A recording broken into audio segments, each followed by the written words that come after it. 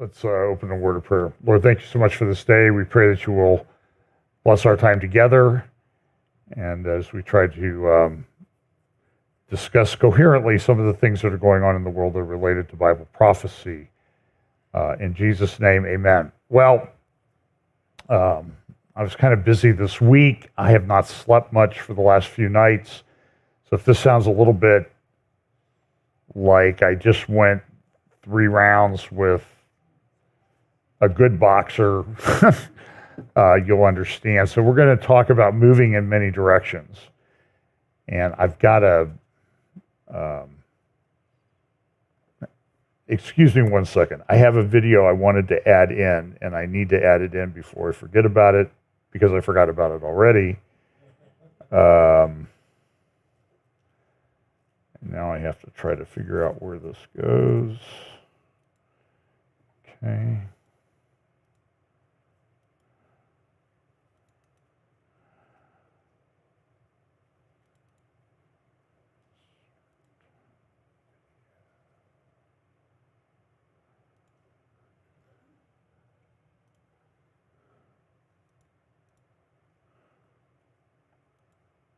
It's actually not a video, it's just audio.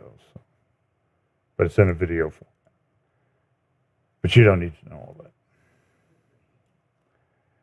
that. Okay, so moving in many directions. And I got that line, the reason I thought of it was because I got that line from an interview I'll play just a very short clip of with between Dan Senor, who's, I think he worked in national security and one of the in the Trump administration. He's Jewish. He has a podcast which I really like. It's called Call Me Back. That's how he schedules things. He says, "I hope they call me back," and it's very good. But he draws from a broad spectrum, across the broad political spectrum of people, mainly related to Israel. So he has an interview this week, or was put up this week, with Walter Russell Mead. Walter Russell Mead is a geopolitical diplomatic expert. He teaches at Yale University. Now, he was a protege of Henry Kissinger, so he's tied into all the Council on Foreign Relations types. But he's a smart guy. He does have a particular interest in the Middle East, and he wrote a book called The Art of the Covenant about Israel. And I think there's, again, these things that we talk about, the world, particularly in the Middle East, there are a lot of competing interests. And we want to try to break things down into categories, like, okay, this is Hamas's position, and it fits with Iran's position, and it fits with Qatar's position, and that's not true. That everybody has their own interest, and sometimes they overlap, and a lot of times they don't. So a lot of people would like to see Israel and the United States unified. It's never going to happen, particularly with the crew that we have in there right now. So geopolitics gets very, very complicated. And then you layer on top of that, when we talk about Bible prophecy and we have these parameters that are laid out about how things are going to be fitting together, but it's not super, super specific. What I know people would like it to be, and again, I keep saying I'm less dogmatic now than I ever was about exactly how it's going to work out. I think we need to be very careful about planting our flags too quickly about this is the actual fulfillment of Bible prophecy. So you'll see that sometimes with the Valley of Dry Bones prophecy in Ezekiel chapter 37. People say, oh, that's been fulfilled because Israel's come back as the nation. But read the whole chapter and read what is the result of this gathering of the dry bones. And there's a very heavy spiritual component to it. It's just not a geopolitical entity that comes about. So I think sometimes we're a little bit too quick to say this is that which was prophesied. There will be a time for that, and that'll be difficult to navigate, especially as we move forward, if we're at the point where I think we are. So this is my little graphic that I'm working on. As you can see, it's been the same for 2 months now, which means I haven't got back to it about the sort of the chessboard and how things are moving around. And you're going to see an example of that when I talk about Hezbollah and Israel and how that's going. So these are the sort of the parameters that I use. And all this is based on Scripture. So I don't go through the scriptures every week. I just assume that you're going to know some of these. But acceleration, and that's partly based on the pattern of fulfillment of Bible prophecy, that what happened at the first coming of Jesus will be what's going on in the world, the second coming of Jesus. And at the first coming of Jesus, there were a bunch of prophecies that were fulfilled. Sometimes they were a little bit surprising, like Matthew, behold, a virgin shall conceive. And I've often wondered, like, if people really believed that prophecy, were they running around checking for pregnant virgins in Judea around the time of Jesus that would be from the line of David? And the answer is probably not. But Matthew came in and said, well, but this is that which was prophesied. But then we also learned that in the last week that Jesus was here before the Passion Week, I guess he was around for 40 days after that, but about 60% of all the prophecies related to his first coming took place in that last week. And what you find is Jewish thought and about prophecy is pattern. So we see the pattern there. A lot of things happen right at the end. This is what's going to happen. You're going to see a lot of things happen right at the end. And so what we see is we see a lot of things being put in place so a lot of things could happen very, very quickly. There'll be a convergence. There'll be a lot of things going on at the same time. Logistics. This is one. I don't think I have time to get into it today, but one of the ones where there's sort of a bit of argument in Bible prophecy circles is, what's this final Babylon? Where is it? What is it? And so you get the United States people, you get the people who say it's Jerusalem, you get some who say it's Neom or Mecca in Saudi Arabia, and then you get others to say it's Babylon. It's Babylon, but it's also called Mystery Babylon, a mystery. So maybe, I don't know what the mystery relates to. The mystery could be, boy, how did Babylon come back into prominence? That's a mystery. That might be a mystery. Or the mystery will be, maybe it's not where you think it is, and maybe it's a little bit broader than what you think it is. So, and we'll see how that works out. And I have a whole bunch of articles and things that I've been reading, like, well, they're building a port in Basra in Iraq. Well, that's about 300 miles south of where Babylon really is. And see, there's Babylon coming back. Well, they're not building anything in Babylon, though. Now, they did build some things. They did put some infrastructure in there. And they're talking about spending a couple $2 billion to build apartments and housing in that general area. But that's not, I think if it's going to be the greatest commercial city on the planet, there's a logistical aspect. You got to get it built. If you think of Dubai and United Arab Emirates, that took over 30 years to build. So the old saying is, Rome wasn't built in a day, and Babylon won't be built in a day either. And then everybody says, well, but look, they can build, okay, let's keep watching it and we'll see what happens. And then understanding, and that's based on the verse in Daniel, it talks about the fact when we get closer, we'll have a better understanding. The example I use is when I go to my eye doctor, he used to put up the same chart. And you could memorize it and fool them. Not that I would do that, but now they mix it up. But they always start with the E, and I can see the E. I'm very nearsighted. But then, as you go down, I can't see it because I'm nearsighted. But even if I took my glasses off and got closer to the object, I would have a clear picture of it.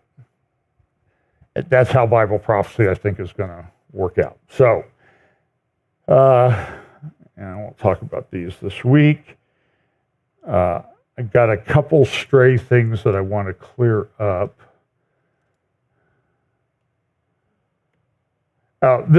I'll talk about this a little bit if I have time at the end about AI development and that type of thing.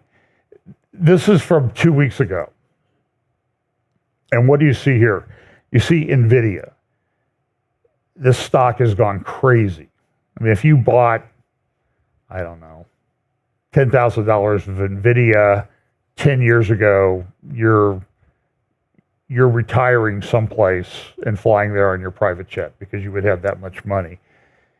And 2 weeks ago, when I pulled this graphic out of the Financial Times, NVIDIA's total company capitalization was $2.7 trillion. It's now over $3 trillion. That's just in 2 weeks. And things are very, very volatile in the world. Hang on a second here.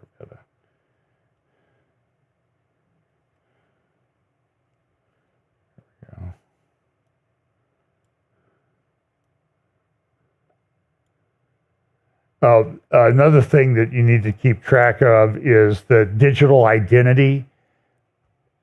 Europe and other places are putting, I think Australia has put into place digital identity, and they always say, it's voluntary. We're not going to track you. If you want to opt out, you can opt out. And that's all well and good now, but is it going to stay that way? And I just don't see how that it's going to stay this way. And I was just talking to someone about demographics. I think this is something a lot of Bible prophecy guys overlook. We have a major problem in the world because people are not having kids.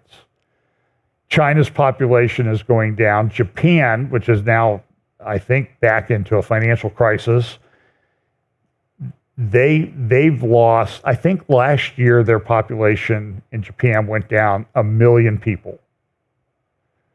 So imagine like half of the people in Columbus are gone in 1 year. That's shocking. China could be less than half of what it is. You look at some of the statistics, there's a great website, it's some kind of biometric site that tracks all the population statistics, and you can see European, American, all these, the population it's like on the downward spiral, it's on the downward slope of a very steep roller coaster. And I don't think we've figured out exactly how that's going to change things geopolitically. I personally think that it plays into Bible prophecy. This is Pride Month. Where is excuse me. This is Pride Month. So this is kind of good news in the UK. First on the right, AI. AI can't replicate legal reasoning. Now, I think the headline is misleading. It's that AI cannot necessarily replicate good legal reasoning. It's very easy to replicate bad legal reasoning. I was a lawyer. I read a lot of briefs. I wrote a lot of briefs in my day, and sometimes people would make really ridiculous arguments. And I probably shouldn't go into that. I don't think it's covered by attorney-client privilege anymore, but it's irrelevant. The other thing, the good news on the side, though, is they have all these cases for getting kids these drugs and surgeries that mutilate them, either hormonally or physically. They're terrible. I mean, go read about what they do in these surgeries. And what they're finding in the UK is when these cases come to court now, nobody wants to come in and be an expert witness to support mutilating the kid. Now, I think this is a good thing. This is sort of how social pressure brings about good things. In the UK, they're having a big election this year, and I may or may not have more about that later. The Tories are going to get wiped out by all reasonable measures. But labor, which is going to rise up to the top maybe and take control of the parliament and the prime ministership, they want to cut the voting age to 16. To which I would say is, well, why not 12? I mean, really, if you're going to, and I'm just not sure a 16-year-old is ready to do that.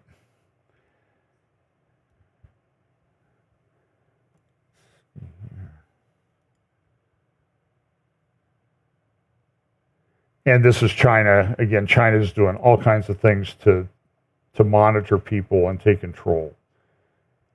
So let me move on here to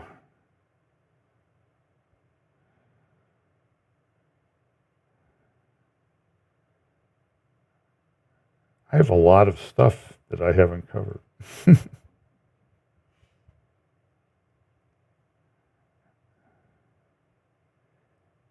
Oh, there it is. Okay. So let's so we have this thing that the one thing that you can kind of get out of all these stories in Bible prophecy this week is that the world is really turning on Israel. Now, there was very good news out of Israel yesterday. I'll talk about that. But the International Criminal Court is moving ahead. The International Court of Justice, they're all moving ahead to advance things against Israel. The International Criminal Court is still threatening, I don't think they've issued them yet, to issue arrest warrants for Netanyahu and Gallant. And then they've actually come out and said, and if you do anything to support them, we'll come after you too. Because that in the United States, I think Tom Cotton or somebody introduced something in the Senate to say, hey, we don't want you to do this. We think this is wrong, and we're not going to fund you. And the International Criminal Court people were saying, then we're coming after you too.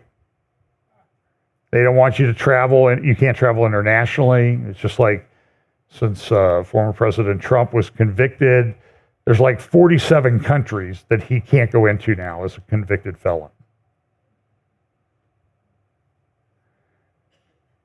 And that's unusual. I mean, what happens if he wants to go to some of these countries if he gets reelected president? I don't know if he will. I don't know how this is going to go. I'm not a predictor.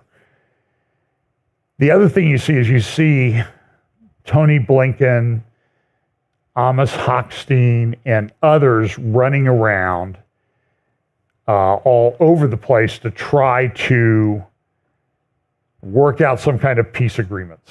Peace, peace, peace. This is all that they're about. And they're willing to sacrifice Israel and common sense and everything. So I'm going to talk more about this in just a little bit. One of the guys in the UK election has said he will support, they release these manifestos or platforms, he'll support recognition of a Palestinian state. This is this is what all the people and leadership in the world want to do, that this is going to solve the problem. And it's insanity. This has never worked. It's not going to work, but it may be tried. It may be tried, and I think we just have to see how this is going to play out. There are many different proposals out there. I think the most significant one is going to come from the Saudis, particularly if they want to normalize things with Israel. But the Arab League is saying Palestinian state based on the 1967 lines. That's just absolute craziness. Israel's never going to accept that unless it's somehow shoved down their throats, which really could be how that works out. But so here's one of the guys leading in the polls to take over in the UK, and he's saying we're going to recognize a Palestinian state. Spain has already come out and done it. That's kind of an interesting story. Spain came out and said, we will recognize a state of Palestine. So what did Spain do then? Well, usually, when you have, you recognize a state, you establish an embassy within that state. So they started sending their diplomats up to Ramallah, which is where the Palestinians have their capital. And guess what happened? The diplomats that they went up there said, we don't want to live here. We want to live in Israel. But I thought you were all for a Palestinian state. Well, yeah, for them, it's just, what's the old saying? It would be hard to make this stuff up. There was this week, there were a lot of back and forth in the Israel border. And this will be kind of a recurring thing because we're going to talk a little bit more about it later. But Hezbollah launched missiles, drones, and that type of thing. And the problem that they've had here recently is that some of them are getting through. One of them apparently got through and damaged an Iron Dome launcher up near the Lebanon border. This is pretty significant. I don't think this has happened before. And the concern is, are they jamming the system? Have they hacked into the system and they're running blind? And I mean, Israel's used this for years, probably more effectively than any country on the planet. If you remember back in 2007, the Syrians up in the area, by the way, the area that was later taken over by ISIS, were building a nuclear reactor. Just imagine if that reactor got finished and ISIS came along and ISIS took over the nuclear reactor. I think we would have some problems in the world. And it was based on its exact copy of a North Korean design. So Israel said, we got to take it out. In fact, I think we just had the anniversary of when they bombed the Iraqi nuclear reactor. They sent planes over there, but in this case, they sent planes up along the coast of Syria, into southern Turkey, across Turkey, down into Syria, bombed the thing, destroyed it, and flew back, and they never had a shot fired at them. Now, that was 2007. Their sophistication in jamming radar and that type of thing has grown tremendously. They had a plane back in those days. I think they have a number of iterations of it now. It's built by Grumman in Long Beach, California, and they put jamming equipment in that, and they could essentially go up, fly that plane up, and they could jam and blind every radar system that would be thrown at them or that would be used to launch missiles at their aircraft. Now the concern, though, is with the development of technology that your enemies get a hold of that type of stuff. And now you have a problem. And so this week there was an attack in the north. And I think in one of these attacks, I don't remember if it was this one or another one, a couple of Israeli soldiers, military personnel lost their lives. So it's a big problem. Now, the UN, this is from Israel Hayom. The UN came out and said this week, Israel, you're really bad. You're killing children. We're putting you on a bad country list or a bad entity list, like we did with ISIS and other terror, and like we did with Hamas. Israel, you're the same as these other people. The interesting part of how this occurs at the UN, or when it occurs at the UN has no problem living in cognitive dissonance. They can hold two completely contrary positions at the same time, and it doesn't bother them. I think it's a postmodern phenomenon. So they get on Israel for killing children and being brutal in the way they act. And I'll spare you the video, but they did last week a 90-minute memorial tribute to the now dead Iranian President Raisi, the man known throughout Iran as the Butcher of Tehran. Antonio Guterres, the Secretary General of the United Nations, got up and praised Raisi as a great man and a great leader for his people. Now, when he died, there were a lot of people in Iran setting off fireworks. Nobody was mourning his passing. But the UN, and by the way, I don't know that I've followed the UN for a long time. I don't know that they've ever done this for another world leader. For example, if let's say Benjamin Netanyahu passes away, how many of you think that the UN will do a 90-minute long tribute to Benjamin Netanyahu? I don't see any hands. Because it's not going to happen. And so I'm not aware of this happening at this level and this length of time for anybody else.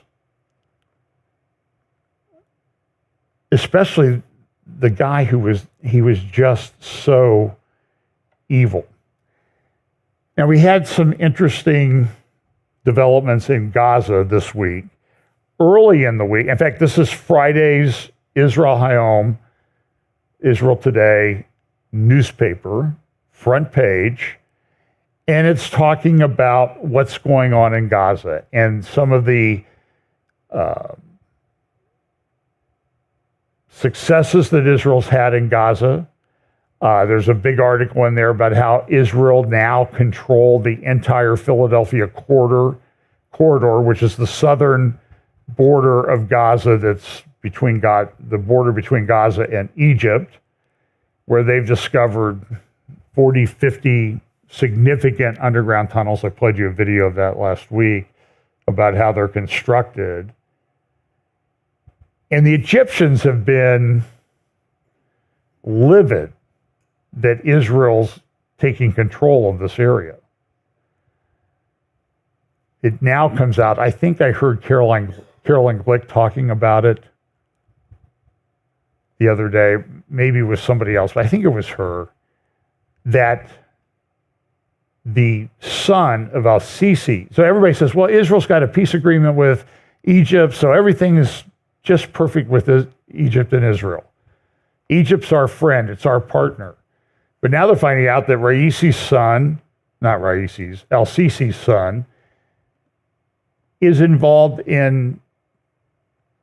with the tribes that have been given control of the border crossing, Bedouin tribes in the Negev, and he's getting his cut off of the materials that are smuggled across the border. Building materials, rocket-making materials, that sort of thing. So he has a financial interest in it. And now they see that might be coming to an end, and they're all upset about it because they're making money off it. By the way, there was also a good analysis done on the materials that have gotten across the border and aid and that type of thing. And it's estimated what happens when the aid gets in there. Hamas comes in and steals it. And then they turn around and sell it at an inflated price to their own people. And the estimates are that Hamas has made $500 million since October 7th doing this, $500 million profit. It's not a bad business, especially when you're at war and living in a tunnel underground like a rat. But there were a couple of Israeli soldiers killed in one of these operations. And then yesterday was this great story that came around that Israel had gone into Rafah, into the central part of Gaza, and rescued 4 hostages. It was an amazing operation, very high risk. And I would say this and I love Israel, so you could say I'm biased, but I think it's pretty hard not to say that Israel does these better than anybody else on the planet. You remember the raid on Entebbe, led by the field commander, and that was Benjamin Netanyahu's older brother, Yoni, who was the only one killed in the whole operation. They flew all the way to Entebbe in Uganda, rescued a bunch of hostages and brought them home, and only one soldier was killed. And it stunned the world. By the way, that was on July 4th, 1976, which was kind of a big day here in the United States. So we were sort of focused on some other things, but nobody could believe that they did this. It was a stunning operation. So they go into the central part of Gaza, near this refugee camp. This is where they found the hostages were being held. There were some other hostages in that area that were friendly fire killed them a couple weeks ago in the same area. So this is sort of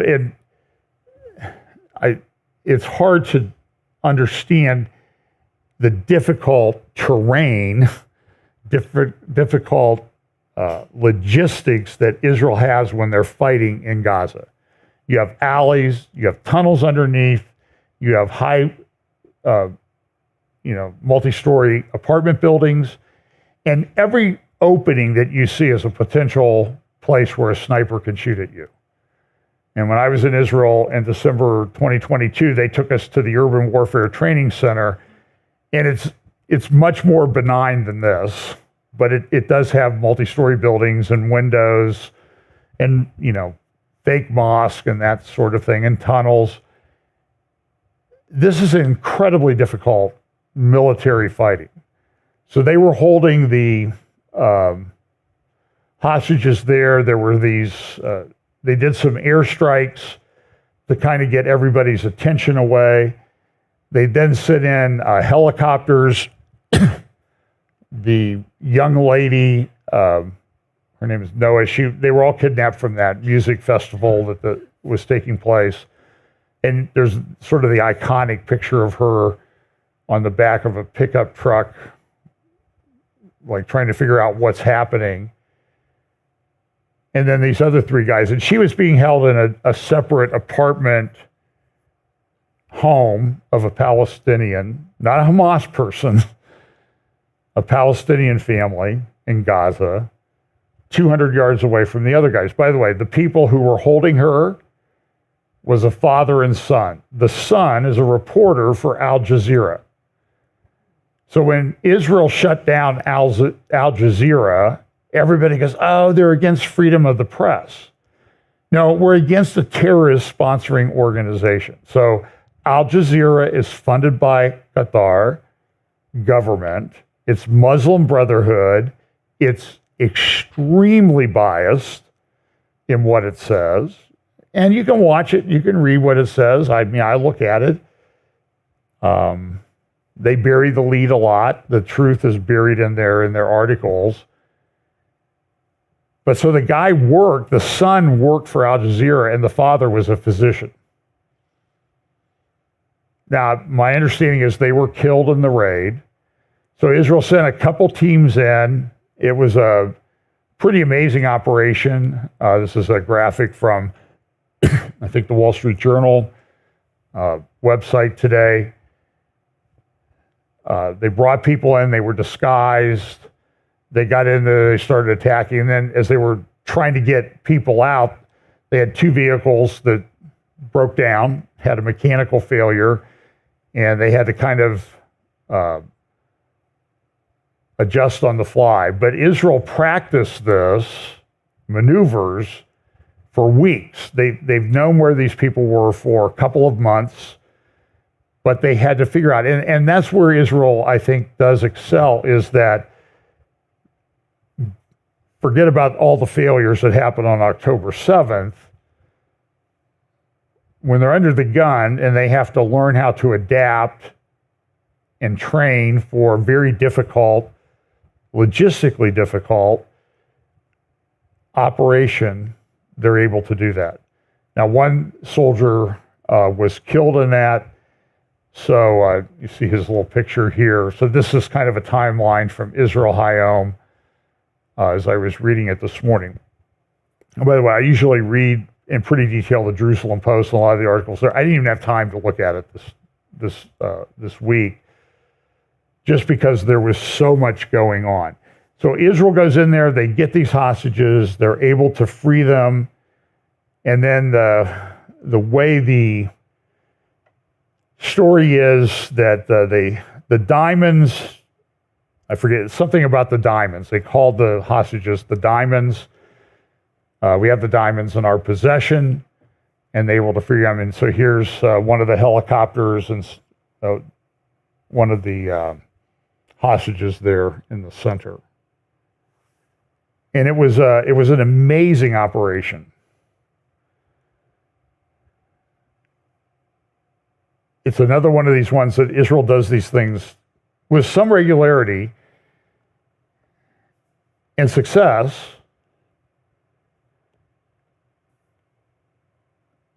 And they do it better than anybody else. And I think there's a reason for that. So here's Prime Minister Netanyahu made a brief statement after the operation. Israel just carried out a remarkable rescue operation of 4 hostages held by Hamas. This operation required ingenuity and courage of the highest degree, and our soldiers performed in an unmatchable way. We're committed to getting the release of all the hostages, and we expect Hamas to release them all. But if they don't, we'll do whatever it takes to get them all back home. Hamas is committing war crimes every day, including the holding of these hostages. Our soldiers are performing in the most valiant and moral way to end this war with a victory against these killers and against these kidnappers, and we shall prevail. And then here was the statement of the Israeli Defense Forces spokesperson. This morning at 11 a.m., Israeli Special Forces conducted complex hostage rescue mission and successfully rescued 4 of our hostages from Hamas captivity in Gaza. Noar Gamani, Almog Meir Jan, Shlomi Ziv, and Andrei Kozlov. They are back home in Israel. They are alive. They are well. They will undergo medical examination and will soon be reunited with their families in the hospital. Noah, Almog, Andrei, and Shlomi were rescued after 246 days in Hamas captivity after they were brutally kidnapped from the Nova Musical Festival on the 7th of October. This was a high-risk complex mission based on precise intelligence conducted in daylight in 2 separate buildings deep inside Gaza. While under fire inside the buildings, under fire on the way out from Gaza, our forces rescued our hostages. Israeli forces have been preparing for this rescue mission for weeks. They underwent intensive training. They risked their lives to save the lives of our hostages. This is what we do in Israel. We risk our lives to save the lives of our hostages. While we are happy that our 4 hostages are home, we will not lose sight that 120 hostages are still being held by Hamas in Gaza. Men, women, children.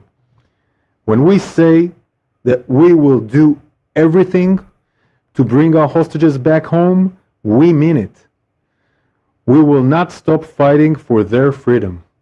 Any other decent country in the world would do the same.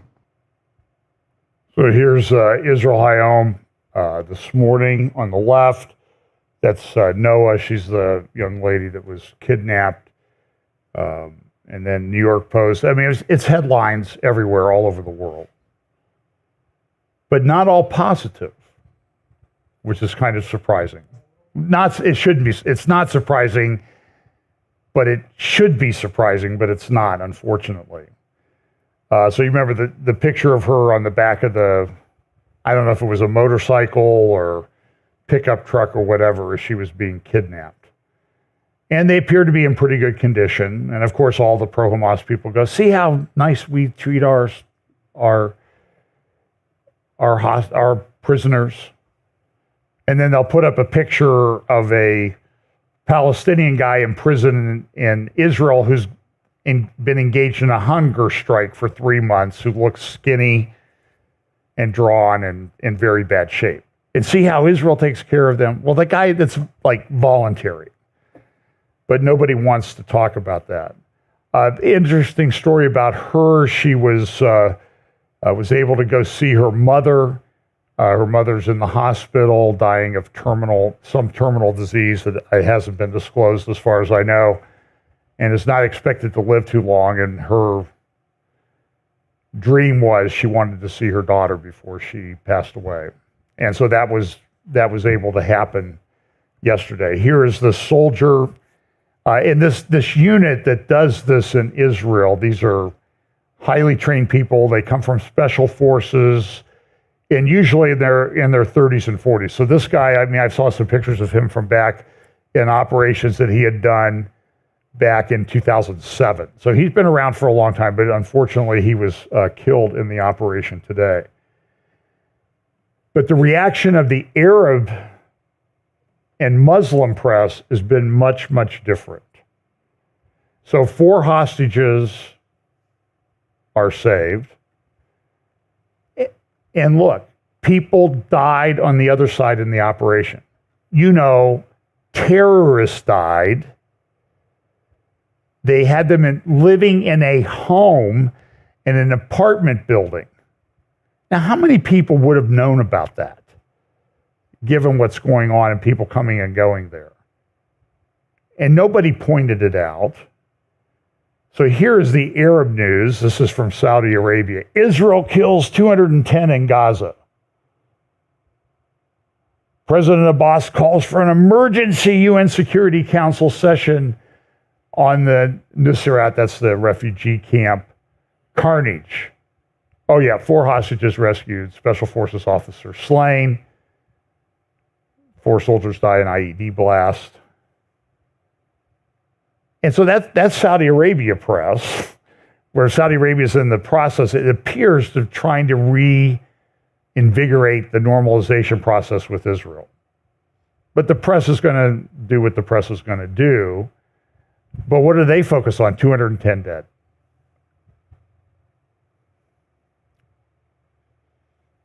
I'll confess to you, I'm happy the 4 hostages are home. I don't care about the others. They made their own decisions. Now, that's probably not very kind and loving of me, but fine. That's just the way I view it. Here's the Tehran Times. Here's what they say.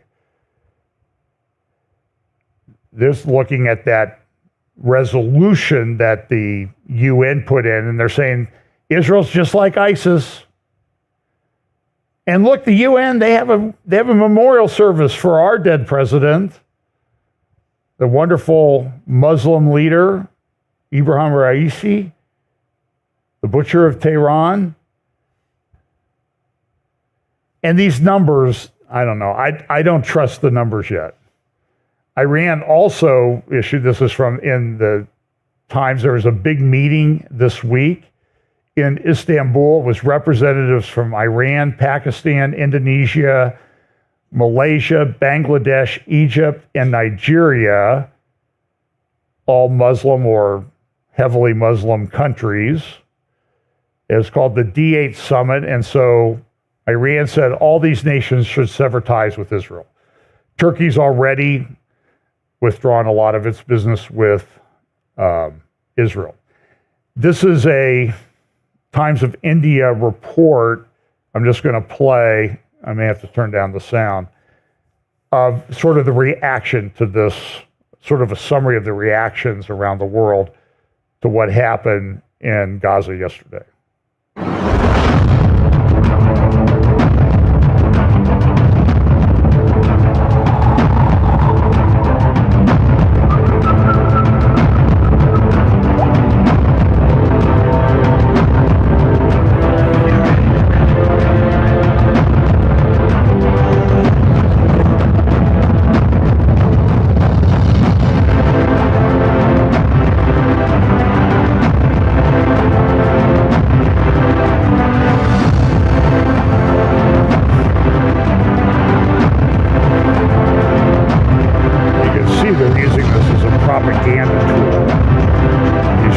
And shocking crimes as a result of inaction of governments and responsible international bodies.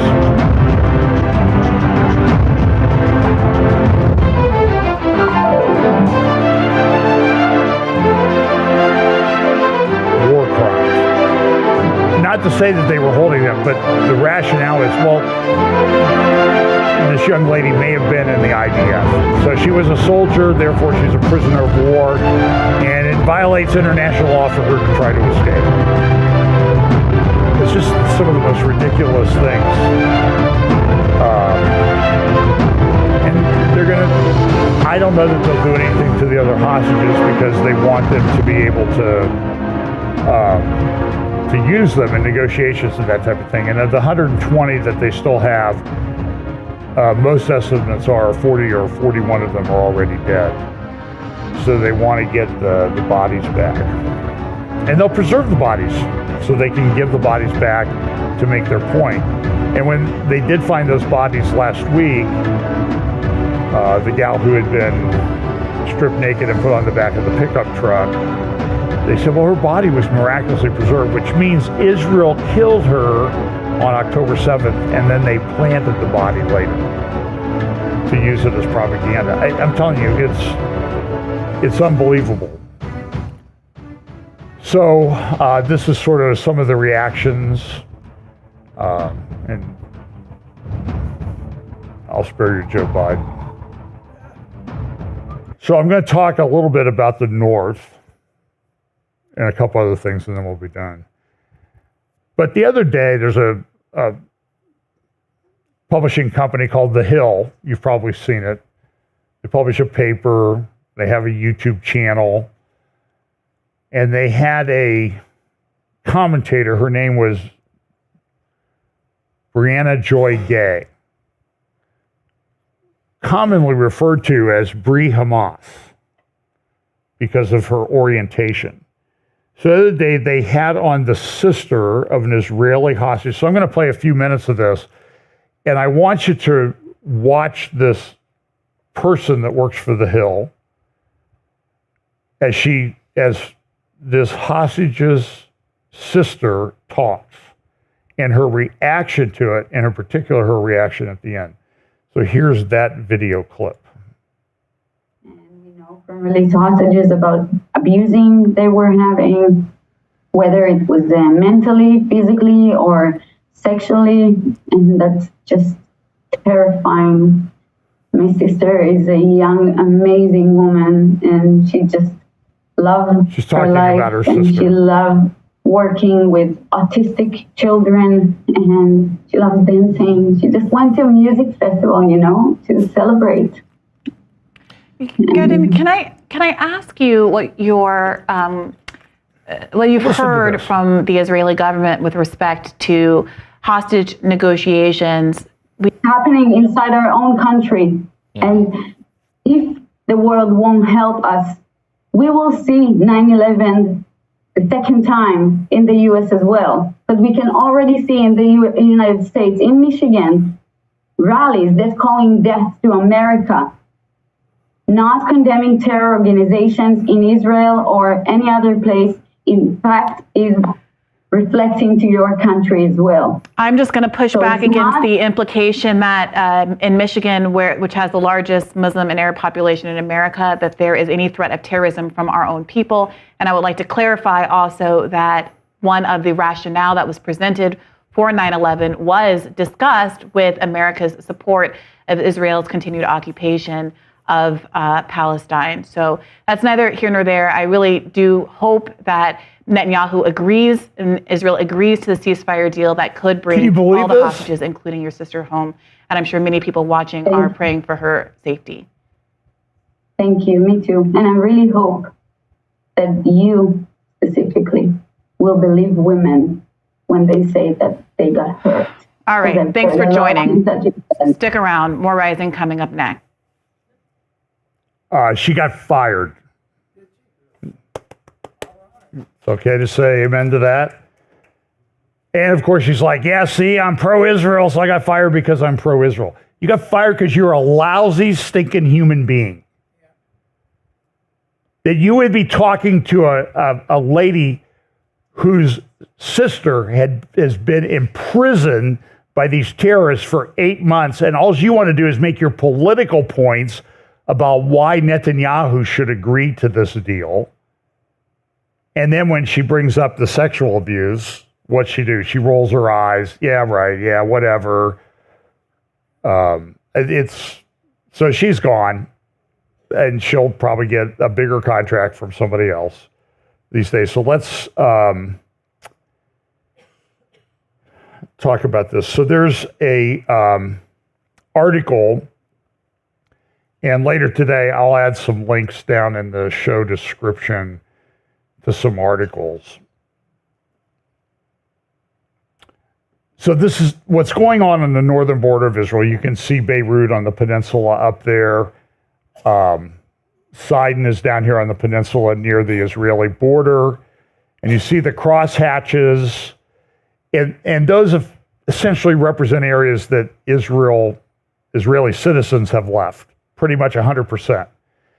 And I see different numbers. I hear 40,000, 60, 80, 120,000.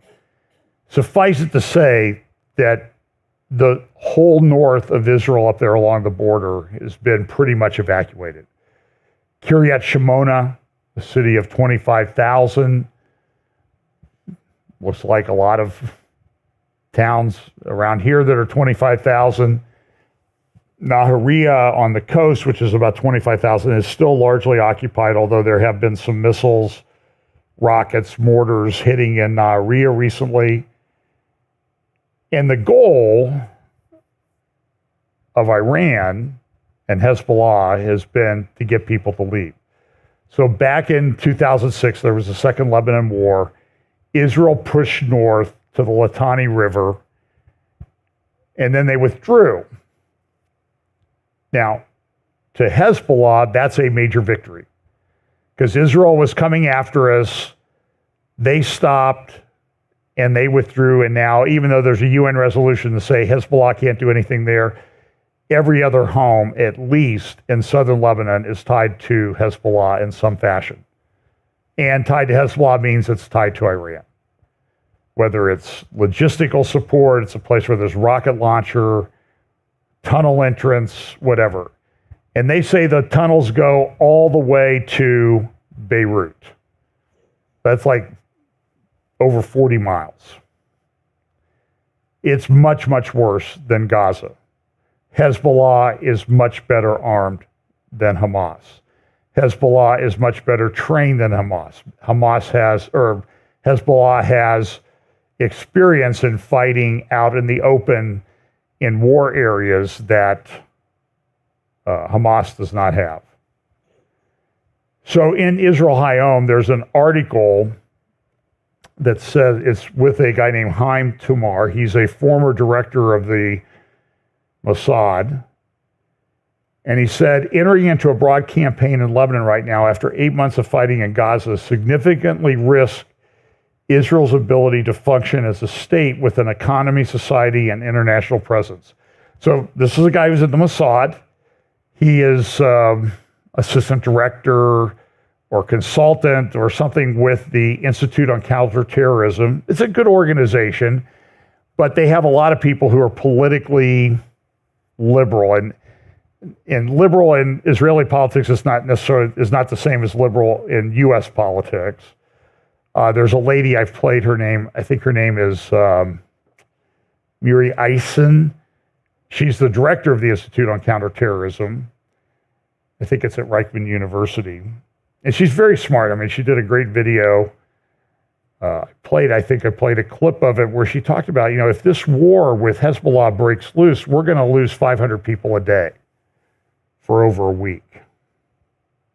So about half of what they lost on October 7th will happen every day for a week. Now, maybe because they've evacuated, it won't be as bad as the estimates are, but they did a war game on it recently. So this, and by the way, she's very bright. She's very smart. She's a retired IDF colonel and spokesperson for the IDF, but she believes firmly in a two-state solution. I think if you pressed her on that subject, she would not have any answer for you as to why it would work. But it's so embedded in people and leadership in the IDF and governments all over the world that this is the only way that this can be solved, that I think it's what they're going to try to do. So Tomar said that Hezbollah could paralyze the entire country by launching thousands of missiles. The Lebanese resistance movement poses an unprecedented threat that the Israeli army cannot counter, the former official said. They have precision missiles that can destroy Israel's gas fields in seconds. Israel cannot counter both Hamas and Hezbollah, especially with Hezbollah's large number of drones and advanced detection systems. He warned against underestimating Hezbollah's capabilities, saying that their tactical intelligence is at least as good as Israel's, and according to the Israeli official, Tel Aviv is at a historical crossroads. So it's not a very positive article. That's in Israel Hayom newspaper. You can find it on their website in English. Again, if I give you a link and it takes you to a Hebrew website, just copy the URL address and go to Chrome browser and paste it in, and it will automatically translate it for you to English. That's how you can read a lot of these newspapers. So he said, listen, Hezbollah can destroy our gas fields. And this is a graphic I made up a while showing the Israeli gas fields, the lower ones in red. There was a dispute over the ones that straddled the line. Amos Hochstein went in, our energy guy in the Middle East, works at the State Department, and essentially got Israel and Yair Lapid to give up most of the gas fields that straddled that line. And Yair Lapid was on. There's a very funny video out there. It's sort of like a Saturday Night Live show doing a parody of him. Oh, but we're talking about the border over here now. That's very, very far away. Okay? That's all I gave up. I gave up something very, very far away that has nothing to do with anything else. Oh, wait a minute. When you signed that agreement, Yair Lapid, Hezbollah thought they had a massive victory. Are you able to put that into your little brain and process it? When you do this, everything is a victory, unless it's a total defeat. Remember when Joshua went into the land, they were told you're going to encounter 3 different types of people. Some will welcome you, some will resist you, but they'll get it. And then the others, well, you just need to wipe them out. And what happened? They didn't wipe them out. And the areas where they were told to wipe them out and they didn't wipe them out, these are the areas where they still have trouble today, including areas of Judea, Samaria. Now, that sounds very cold and cruel. Like you're not a Christian, you're not supposed to be in favor of these things. And I understand that. The argument is usually made, well, if you take out a terrorist, you're preventing him from ever hearing the gospel. And my thinking is, if you take out a terrorist, you're preserving the lives of a lot of people that he might kill that you can share the gospel with. And so there's this whole thing on just war doctrine and that type of thing. And people in the church disagree. I get that.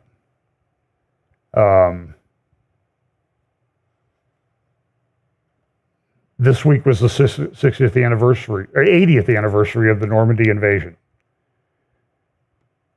I've always had trouble processing that. My father was injured in Belgium during or around the time of the Battle of the Bulge, had a pretty severe leg injury, which was very, very common in the Battle of the Bulge, by the way. But I don't know exactly. I just know it was in Belgium during that winter time when he was injured. Got a Purple Heart for it. But he never, ever talked about it. By the way, this week, somebody who was in our church in Johnstown, and her father was probably the closest male friend that my dad had in that church, who was also a World War II vet. She was talking, her husband told her that I was talking with my father-in-law years ago, and he said that John's dad, my dad, was in the Normandy invasion. I never, ever knew that. And the only thing I remember is Mom said, don't ask, because he won't talk about it, and he saw things that he never wants to talk about again. So he may have very well been involved in the Normandy invasion. And you're thinking there's all these, he was a ministerial undergraduate at Bob Jones University, and he ends up being in these situations. So war is horrible and everything. And so what we're seeing is we're seeing this potential thing now coming into Israel. Here's from Haaretz the other day. Israel Hezbollah playing chicken on the edge of the cliff. And you have this guy, former Mossad, used to be, we can't fight these people. We're not going to win. They're too good. Now, it's good that he's not in that organization anymore, but he belongs and works for a think tank that advises the organization. And so here's a road sign by Kiryat Shimona. May have been one that Pam and I saw when we drove by up there one day. And it's been damaged in a fire. Hezbollah is what they're doing is they're shooting rockets now into these open areas, dry brush, and they're having these massive fires. Kiryat Shimona, other cities, towns up there, villages, almost all the homes have been hit by mortars or rockets. Now, the people are gone, so there's no injuries, but there's nothing for them to come back to. So here's a graphic from the Institute for National Security Studies. They have a lot of centrist people that don't always get it, but they have pretty good graphics and pretty good information. And so they're talking about what they have and what they can reach. 67,500 of their projectiles could reach Haifa. 4,500 Tel Aviv and southwards. Thousands of drones, thousands of UAVs. And the concern is if they unleash a large number of them. So everybody, the whole world was watching 6 weeks ago when Iran responded. And Iran in that sent in 300 to 350 drones, missiles. And the world was like on edge. But Hezbollah, since October 7th, has launched 5,000. They have an arsenal estimated at 150. I've heard as high as 250,000. And so everybody says, well, they've shot 5,000 off, so they only have 145,000 left, but maybe they've been resupplied through Syria and Iraq and other places. And Miri Eisen, in her interview, she said they could launch 5,000 or more a day. That would overwhelm Israel's systems. So the question is, what are they going to do? How's this going to take place? So, by the way, there's a tit for tat going on. They've got a lot of fires going in northern Israel. Israel attacked southern Lebanon, and there's a lot of fires in southern Lebanon. And 120,000 people in southern Lebanon have left. So it's a big problem. Great article. There'll be a link to this. Jonathan Spire at The Spectator in the UK. Will Netanyahu declare war on Hezbollah? So listen to what he says. The war in Gaza is perceived internationally as a limited affair, pitting Israel against the Islamist Hamas organization within the confines of a narrow strip of territory on the Mediterranean coast. This view has long been reductive. A number of other fronts are active as a result of the outbreak of the war in Gaza, and one of them, Lebanon, is currently showing signs of erupting into full conflict. In November, the Yemenis, they attacked from the Houthis along the Red Sea. The Iran-allied Shia militias in Iraq began attacks on Israel and on the United States and allied forces in Iraq and Syria. Today, if one includes the West Bank, where militias are armed by smuggling routes from Syria across Jordan, engaged sporadically against the IDF, there are 5 active fronts in this war: Gaza, West Bank, Lebanon, Iraq, Syria, and Yemen. For the most of the last 8 months, the scale and intensity of the fighting in Gaza has eclipsed the other zones of engagement. There are signs, however, and Jonathan, by the way, I know Jonathan, he's certainly up there in a very elite group of among the best analysts in the Middle East in terms of military and that sort of thing. There are signs, however, that this may now be changing, specifically the confrontation between Israel and Hezbollah, the Iranian Revolutionary Guard's core proxy, in the Israel-Lebanon border area has sharply increased in scope and intensity in recent days. This escalation has probably not yet reached its peak. In the daily tactical exchanges now taking place, Israel's maintaining the upper hand. This is reflected in the casualty figures on both sides. 10 IDF soldiers and 14 Israeli civilians have been killed in the fighting against Hezbollah over the last 8 months. On the other side, Hezbollah acknowledges 330 killed alongside an unknown number of civilians. Targeted killings of senior movement cadres are taking place every few days all across Syria and Lebanon by Israel. But Jonathan notes this: Israel's tactical advantage is not impacting the larger strategic situation. And the low casualty figures on the Israeli side are partly explained by the northern border area being effectively depopulated. Currently, residents of northern border communities are unwilling to return to their homes, not only because of the current state of the conflict, but also because of the presence of Hezbollah fighters along the border, sometimes just a few meters from Israeli homes, raising the possibility of another October 7 type attack on a much larger scale. And this is what Hezbollah has planned all along. What happened on October 7th, which was mostly civilians, not Hamas, in terms of numbers, they're afraid that Hezbollah will do it on an even greater scale, coming through these tunnels across the border. It's just a fence in many places.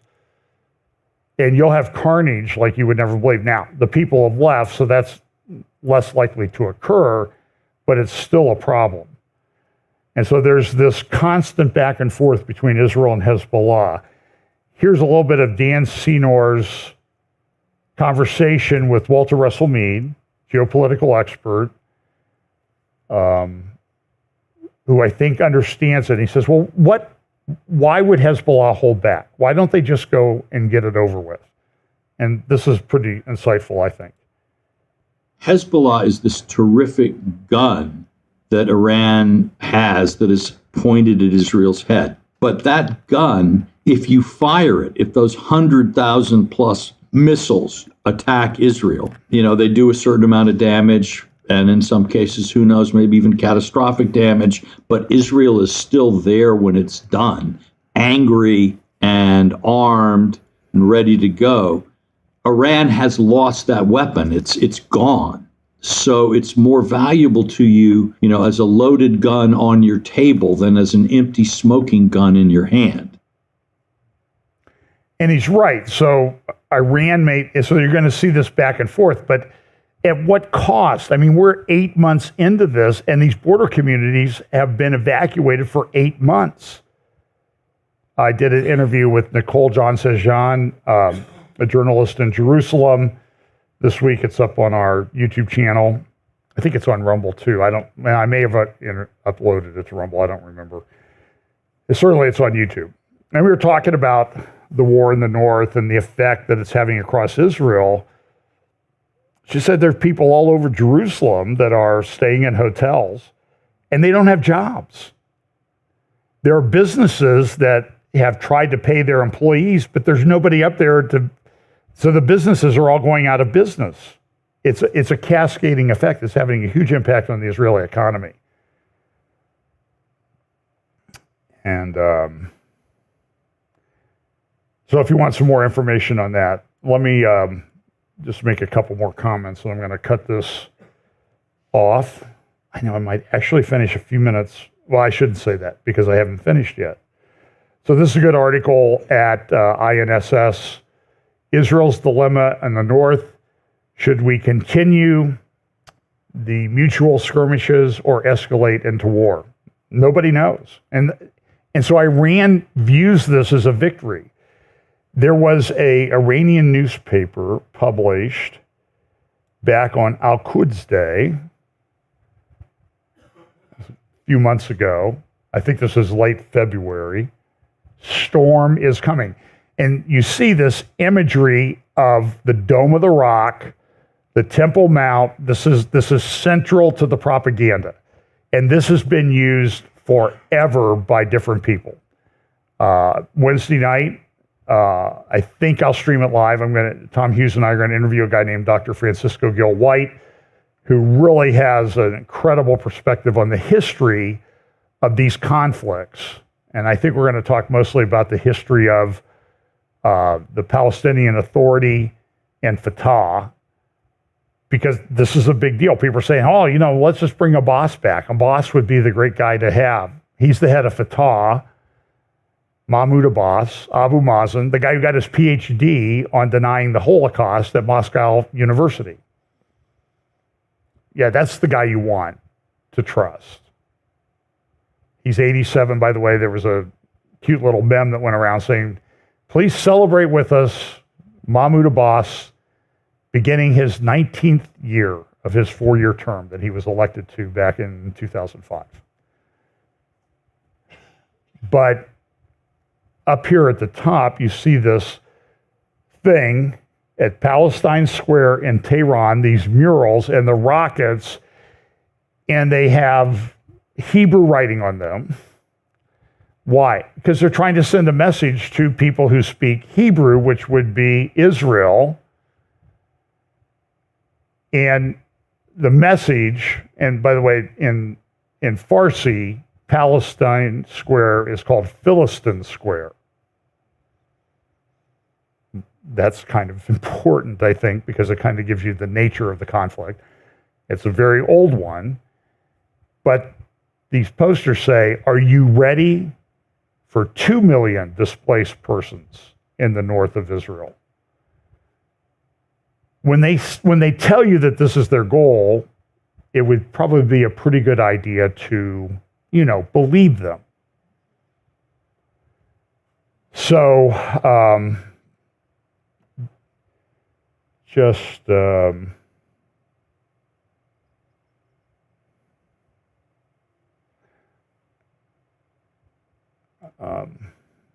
so I need to mention this. I don't know where this conflict with Russia is going to go.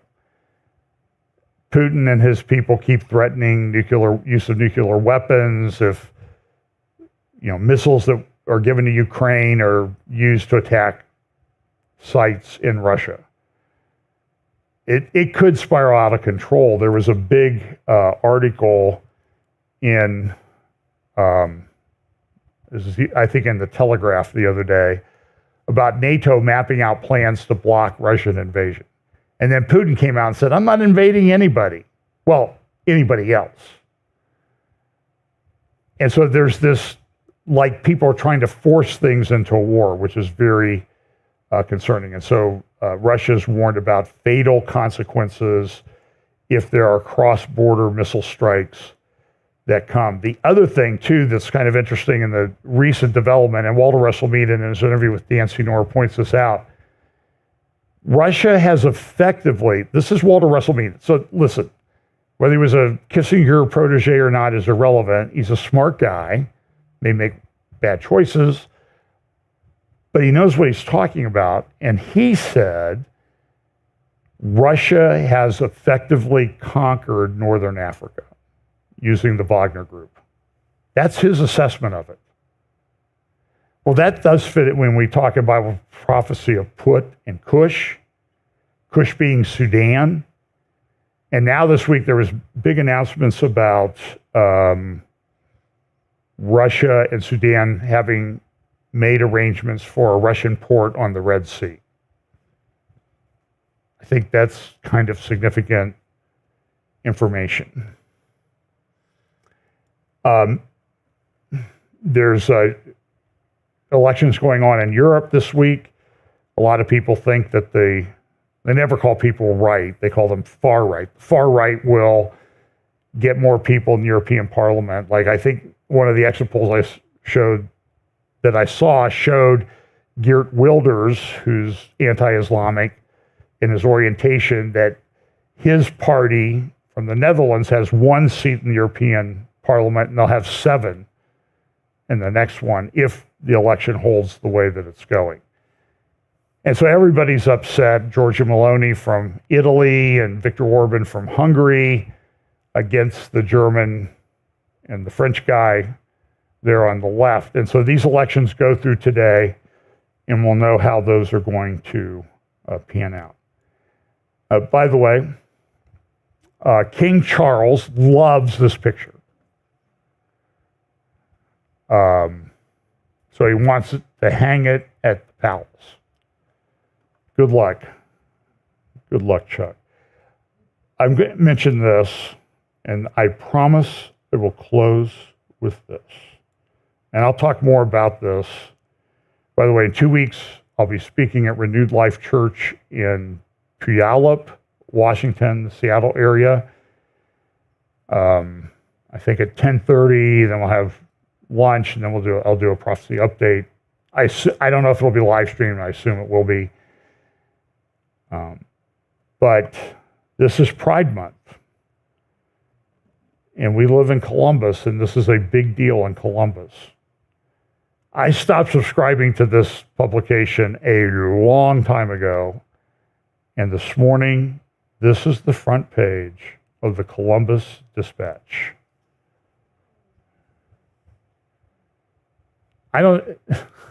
Anybody else, anybody in here, you don't have to raise your hand for that. Can you believe it? It's ironic. Now, this does meet the definition ironic. That the ad on the front page of the New York, or the Columbus Dispatch this morning, in the upper right-hand corner, is for Rumpke, the waste disposal firm, the garbage bin. I think that's kind of perfect product placement, or ad placement, and everything, given what's going on. And I talked about this. The first one was held 6 years ago. This is an ad for Revoice 24. It's a LGBTQ-oriented conference. And they have all these speakers coming. Some of them would be names that you recognize. If you read their statement of faith, by the way, it seems pretty conventional. It actually talks about Jesus coming back. But the orientation of this is not biblical in my view. And so it's scheduled to take place in Columbus, June 26th to the 29th. Oh, by the way, do you want to know where it's at? It's at a church, the Vineyard, down on Cooper Road. So you see here, the theme, this year's conference is centered on Ephesians 2, We'll explore how our lives as LGBTQ plus Christians can be unique displays of the glory of God and what masterpieces we're called to make with our lives. We'll explore questions such as what does it mean to be well made by God, and how is God calling us to live as new creations? Whether you're LGBTQ plus / SSA, I think that means same-sex attracted, or a straight friend of our community, we hope you'll join us. The display of God's workmanship won't be the same without you. That's at the Vineyard, Columbus, in a few weeks. It's founded by a guy named Nate Collins, so I went back, I dug out one of the video clips that I did from the first Revoice conference in St. Louis, Missouri. I think it was at some Reformed church, Presbyterian church. And I'll just play 27 seconds. I don't remember which clip this is, but this is the founder, Nate Collins. He was a professor at Southern Seminary, President Albert Mohler, and he left to form Revoice. So here's what he says. Now this raises an interesting question. How are teachers like this, these false prophets, able to gain positions of power and influence in the first place? Jeremiah gives us the answer to this question as well. False prophets arise when there are bad shepherds. He goes on to liken himself as, because we're saying this is uncomfortable to the church, I'm Jeremiah to this generation. So we'll talk more about it, but if you want to go back, I played this back in 2018, 4 clips. This is what's coming to Columbus. And do you see how they couch it? If you're against us, you're false shepherds. And because you're false shepherds, you'll have false prophets that will come and maybe criticize us. I think this is where he's going. It's been a while since I've listened to these, but I'm pretty sure I remember this. I'm going to put up a slide. I'm not going to read it because of our platform, but this is a study that was published in the Netherlands this week. And you can read the headline and you can look up that particular research publication. Now, it's being attacked by a lot of people, but it's interesting. It comes out the same week that a certain head of the CDC or whatever he headed up was testifying in front of Congress and not doing a very good job, in my opinion. So anyway, crazy things going on in the world. Pray for the peace of Jerusalem. Pray for Israel. Pray for the people there. Pray for wisdom. There is Caroline Glick this morning. Gantz will have a news conference at about, well, it may have already taken place, to announce that he's leaving the coalition, the unity government that was formed. Do you want me to play a clip of her on the news this morning? Okay, I'll play a clip of her. This is Caroline Glick being interviewed about Gantz leaving the government just this morning. We're joined by Caroline Glick. She's a former senior foreign policy advisor to Benjamin Netanyahu and the senior contributing editor of the Jewish News Syndicate. She is joining us from Jerusalem this morning. Thank you for joining us, Caroline. So getting right into it, how are Israelis reacting to yesterday's special operation that was able to bring home those 4 hostages and keep Israel's war cabinet intact, at least for now? Well, Israelis responded with jubilation to the news that our special forces were able to conduct such a daring operation that I don't think has any precedent, even including the Entebbe raid, because they had to carry out simultaneous operations in 2 apartments. And in terms of the war cabinet, it actually looks like it's going to dissolve today because Minister without portfolio, Benny Gantz, who was supposed to resign yesterday, but his announcement was overtaken by the jubilation regarding the rescue of the 4 hostages. He postponed it till tonight. So I think that that may be going through, but I'm not quite sure what political benefit he gets from it, because Netanyahu right now is flying high as a result of the operation yesterday, and his wartime leadership in general is met with approval by the majority of Israelis. So. I know you mentioned that it does seem likely that Benny Gantz will still step down. If he does, why was yesterday's operation not enough to keep him on the cabinet? Because I don't think that he's responding to events on the ground. I think he's responding to American pressure. I think that the administration wants to break up the wartime cabinet. That just the way that they've been behaving in recent weeks, and the fact that Blinken, Secretary of State Blinken, is arriving here tomorrow morning. So I think that it has more to do with the timing of Blinken's arrival than it does with any sort of political rationale on Gantz's part. It's going to be less important from Israel's perspective than outside actors think it will, because Gantz didn't actually do a lot that the government benefited from for having been there. He didn't stabilize anything. He was actually a destabilizing character politically. And, we've been, as you saw, we've been subjected to calumny, to these crazy indictments for war crimes when we're fighting a genocidal foe. I mean, one of the hostages, Noah Argamani, was being kept by a family the father was a physician. This is the second hostage who's been held hostage by a physician. And his son was a senior journalist at Al Jazeera and a former senior official in Hamas's Bureau of Labor. So, the way that she was held, the people who were holding her captive, showed just how enmeshed Hamas is inside of the overall population of Gaza, and that it's really impossible to tell them apart. I know you mentioned earlier that Gantz was a destabilizing factor, that people in Israel believe he didn't do much to help stabilize. So how does Gantz's exit change how Netanyahu now proceeds with the war? Does it change much at all?